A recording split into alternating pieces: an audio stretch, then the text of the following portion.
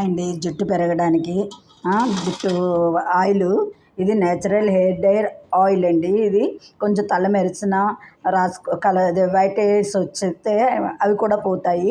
దీనికి కావాల్సినవి మందారాలు, వేపాకు, ఇది కొబ్బరి చెక్క, ఇది కాల్చి పౌడర్ చేసుకోవాలి.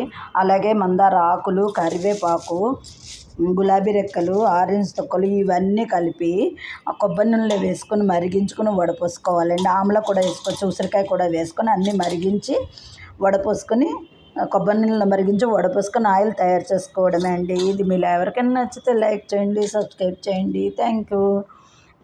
ఎయిర్ డై కలర్లో ఉంటుంది ఆయిల్. మనము చిన్నపిల్లలు అయితే రాసుకుంటే జుట్టు బాగా ఎదుగుతుంది. అలాగే పెద్దవాళ్ళకి అయితే కలరు మెరుపు ఉంటే అది కూడా తగ్గుతుంది. నేచురల్ హెయిర్ డై ఆయిల్ అండి ఇది.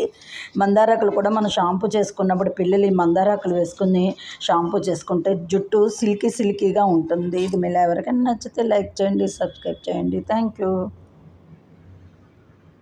దీనికి కావాల్సిన ఇదిగోండి, నేను రాసుకున్నాను. ఎంత బ్లాక్గా ఉందో చూడండి. తెల్ల వెంట్రుకలు ఉంటే బ్లాక్గా అవుతాయి.